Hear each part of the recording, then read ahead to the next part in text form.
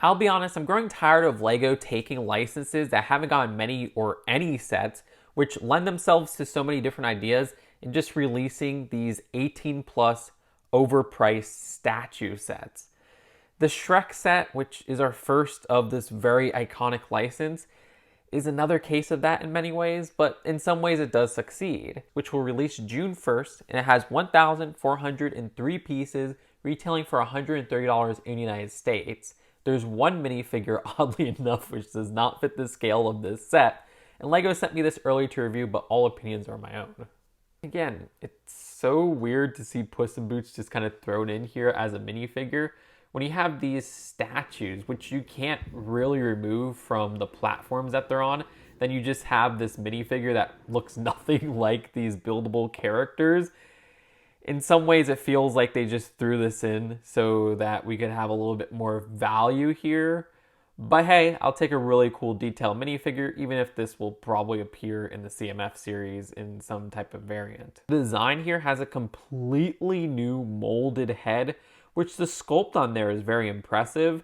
Though I am a little bit sad that they didn't go with a design that I thought they were going to go with, where this is a Pigsy-like minifigure, where Pigsy has a stud on the top of his head.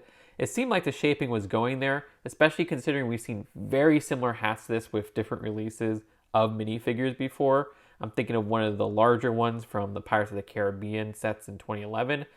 But you can see this is different from any other hat that we've gotten from LEGO if you get down to the actual sculpt right here. And yeah, this is all one piece. You cannot remove this hat from the head, though the plume at the top is an existing piece that's removable. You'll see it in black on Donkey. Regardless, nice torso print, which is new. I love the stripes at the back, and this is the first time we're getting this tail piece in orange, which is really neat. And I believe the only other set that these particular dual molded legs came in was the Fox costume girl from Collectible Minifigure series. The figure has a soft black cape as well, with 2 holes at the top neck connection. Yeah, there's going to apparently be a collectible minifigure series for Shrek. So if you're going to buy this just for the Puss in Boots minifigure, I would say wait until September to see what variant of Puss in Boots is included in that series. I'm sure it won't be 1-to-1, but I'm pretty sure Puss in Boots is going to be in there. And Puss has a rapier accessory, which isn't super rare, but isn't super common. There's an action pose piece on Shrek's shoulder, which connects to a hold stud, which is very easy to remove without it looking awkward. And that's where you put Puss in Boots. Again, you can't remove Shrek from this platform right here. He is forever stuck on there. I mean, you could with heavy modification, but it's not one where you can just, easily lift it up and there's like a Technic pin connection. No. And that's quite unfortunate. I'd like to have, more of an action figure-esque posability to this. And you do get some posability with the arm at the top right here where you have a shoulder joint. You don't have any elbow joint. It's using one of these pieces inside here, which we saw with, I think, first introduced with like Ninjago Mechs a couple years back. And then you could move the fingers up and down as well, where we got 3 at the front, and then one you can move side to side. All of that's clipped on. There's a little bit more movement with the head right here, but that's about it for posability. Well, aside from this hand right here, which attaches onto Donkey in a very weird way, and we'll get to that a little bit later and how awkward that is, especially to remove Donkey from here, which at least Donkey can be removed from this platform. The head is one of my main contentions with this set. I don't think they did a good job translating this, but I get it because it's a very hard thing to translate, especially in this scale. So they do this interesting thing of using these flat bottom, round top 2x2 tile pieces, and they just kind of print the eyebrow and eye detailing there. And I don't know, it just looks uncanny to have that eye formation there. You have like the raised part of these tiles just existing for the rest of the face. That looks really weird, especially from like the side angles as well. The nose is probably the best they could have done for this scale, but still looks off. And then the cheeks rising right here. Then you have this awkward printed smile right here, which has like that line of like red at the bottom. The chin, I think they did decently. Like, I like that. I like those round pieces right there. But yeah, I just don't know how they could have done this better, but I think it doesn't look good as it is. It's a really complicated situation. It just kind of brings a question of like, should this have really been a set at this price, at this scale? With that being said, well, I don't like how this looks from the side either, mostly by looking at those facial details from the side. I do like the shaping of the back of the head, which has some nice roundness to it. You can see even at the top there, they do a good job replicating the top of Shrek's head with those round corner pieces. I like that. I like getting that in lime green. The back right here looks pretty good too, using one of these, I guess they're like half of like a hood piece. I don't see those too often either, especially in lime green. I like how they have the builds for the iconic trumpet-like ears, which have a simple build with one of these pieces with the handlebar and, as I call it, the stamp 1x1. Oh yeah, and Shrek has a brain in this set. Yeah, it's one of these 2x2 column brick pieces. That's pretty funny. The design of this torso right here is probably my favorite part of the build. I love how LEGO built the shaping here with the belly right here. Once again, using more of these corner, different round pieces. There's so many different sizes in this set, so you get those here. You get these slope pieces in the middle. Nice roundness from the side profile as well. And just how they do the clothing here with this top like vest part and having those little 1x1 circular tiles really add a lot, and it's some clever part usage. The little tie in the middle right there for that vest part is really clever. And I love how they do this belt at the bottom and how they kind of show the, you know, weight of the fatness of Shrek just kind of like held there with that belt being tight around his waist. That came out really awesome looking. And I'm impressed by how this looks from the back too with this outfit. You can see how they have kind of like the dress-like design at the bottom. Captured really well with these slope pieces and 1x1 corner pieces. All of that is really cool. And there's a little play feature with this, which is probably the only play feature of this set, where you could remove the belly, and inside you could see Shrek's stomach for some reason. But hey, he ate an eyeball, he ate an onion, and he ate a waffle, which, you know, eyeball does that in a specific scene. Waffles, of course, Donkey makes them in the morning. I think the legs right here work well with their shaping, and you could actually get some movement in the feet if you'd want. You could move those side to side with how those are connected. But yeah, nice use of slope pieces and even these 1x2 triangular pieces. All of that looks accurate and I am impressed by them. And then with the arm, on this arm right here, there's a miniature ball joint at the shoulder, so you can get some movement up top there. I don't like how if you move it around like this, you can see those pieces start to clash and just start to come off. But if you maneuver ever so carefully, you could put it in this showing off muscles direction. If you see right here, this doesn't have any elbow joints. Rather, it has one of those fixed plate pieces that we saw with the Ninjago Mechs a couple years ago, I think was when it was first introduced. The fingers right here move individually as they are clipped on. So that is pretty neat for some articulation. And also this Technic pin right here allows the hand to twist all the way around. The hand has enough space to have him hold the onion, which that's kind of a fun pose. And if you thought the movement for his right hand was limited, his left hand is just forever fixed in place. It attaches to Donkey, which I do not like this choice, attaching via ball joint. And yeah, I wish this was just something that wasn't stuck to Donkey. And it looks awkward when you have it removed from Donkey because it's part of Donkey's body to attach that miniature ball joint from the hand there. It's really annoying, and removing Donkey from that hand, the hand gets messed up and everything there. I've struggled a lot with that. So I'm not going to do it much in this video after let's take a look at Donkey. And with Donkey removed, you could see that he's still fixed to this rock. There's no removing him from that rock without heavy modification, as there's plates that literally link him to the rock bottom that are on his front legs. I do like, once again, how they build the body of Donkey, where they have this tuft of hair right here that works really well using one of those modified 1x2 plate pieces. And the oval for that 2x4 right there also works for like the fluff at the front. I don't mind how they did the mouth either. It looked a little bit more awkward in the official pictures, but I think it works in real life with those goofy teeth, and you can see the tongue at the back there. That is something that you could open and close very easily, just with how that's clipped on.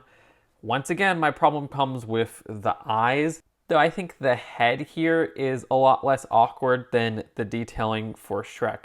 Really, it's just the eyes and the eyebrows here and how that meshes with the forehead, where you have them on these 1x2 oval pieces and then this awkward placement of this 1x2 sloped piece. All of this together just adds some very weird textures here that doesn't look right. And I wish there was some alternate solution to the faces. But like I said, at this scale, it would be incredibly hard to make this not look uncanny in certain ways. Regardless, like I said, the shaping of the head looks good. I like how they have the roundness at the mouth section right here and around the eye section, where they use those corner pieces that have a nice round design, modified 2x2 plates. And then I like how they have his hair, which goes all the way to the bottom and even slightly to the back. Though there is just kind of like this one awkward part at the back of this piece right here. So when you rotate this head around, which does have some nice movement to it because it's just attached with like a Technic piece right there, a Technic pin, it looks awkward when you just have this random black modified 1x1 there. So I would suggest removing that if you're going to twist this around in like another direction, but then you have that awkward jumper plate right here. But speaking of awkward, if you remove this from the whole statue, there's this bowl joint receiver that just kind of sticks out there. That is really strange, and modifying that isn't super easy because this has a plate connection right here, and you don't get like a round piece right here, so yeah, that looks awkward. I don't know. This is best to be displayed with Shrek, but then that also just kind of limits the displayability of this, and I wish there was more options and that this was a figure that you could just remove and display on its own. I get that was there for stability though, so that you could have Shrek connected to Donkey and no pieces coming loose or whatever, but I don't know if it was entirely necessary. Anyways, I'll put that part back. I forgot to say that the ears, you could push up and down, which are also pretty expressive. You can get some different expressions definitely by mixing the ears and the mouth in different positions, and those are also just clipped on there. How they built his hair at the very top is pretty perfect to me. I like the use of those cheese slope pieces and those tiles that are like corner slices, as I call them, pizza slice tiles, all in black. And the side here, I like the shaping where they have more of those round modified 2x2s, the ones that are in the corner right there, those quarter slices, I guess you could call them. And the shaping there is done pretty well. I like how it's sloped here, some towards the back. The tail, you can move up and down. That's also just clipped on. Nice use of that flame piece, but in a pure black. And then you have another nice usage of that modified 1x2 plate that has like the spikes at the bottom for more tufts of hair. The hind legs have more movement than the front legs because the front legs are fixed on this little rock right here. They both use miniature bowl joints though at their bases, which you could see. So you could get some movement here. You could stick those all the way up if you'd like. And again, just more possible poses once you remove Donkey from the whole Shrek display. I mean, if you're for some reason planning to display these two characters separately, it does look very awkward on the stand here with Donkey removed. Those Technic pins are kind of hard to remove, but even if you remove those, you'll notice some white and gray that just looks out of place there. I wish those used the consistent dark tan color here, but it's not too big of a deal. But taking a look at the stand, which I noticed I had the Beware Ogre sign off since we were taking a look at Shrek, that actually is pretty cool because we have these 2x6 exclusive prints with the Beware Ogre sign, which is funny because you get another variant, but instead on one tile in the Brickhead set. And I'm sure in the minifigure series we'll get another variant, or if they make a Shrek Swamp set, which I would love. Also, that fly in the corner is the one from the latest minifigure series, which releases May 1st. So that's kind of cool to get that print once again. I love that design. You could easily move that side to side, and at the very top, there's a printed 1x1 that we've seen in plenty of other sets with this log top right here. I like the little water build at the front with the lime green frog and these blades of grass. On this side, you could see some more foliage. That whole rock structure, which Donkey sits on or stands on. But when you remove that, this part isn't in display because it just doesn't fit the dimensions. You'll see it hanging under there. So yeah, it's nice to get two of those. That's a fairly new piece. More foliage. But at the back, they actually have some pretty cool builds for flowers. These two identical sunflower builds, which I like how those are slightly different in how they're positioned on this stand right here. They use the Monkey Kid staff piece in green, which is nice to get. And this is really the only part kind of differentiating from the two builds, where it's the candlestick piece, as I call it, in green. This piece is always nice to get. And at the very top, how they build up those parts of the sunflower, it looks really beautiful if you ask me. Love the use of this piece right here, that 1x1 with the leaves sticking out in yellow. And those just stick on to these short poles at the back, the modified ones with the 1x1s. And their inclusion is a reference to the whole ogres have layers scene. So that's pretty cute. And then this flower right here is the blue flower with red thorns, which is a reference to another scene. And the display actually has Donkey holding this in his mouth, which, yeah, that's pretty funny. And they have a little spot to put the onion that I showed Shrek holding earlier. I actually appreciate that they went above and beyond with the instructions of this set, where it seems like some of the recent 18 plus sets haven't had interesting instructions like they used to.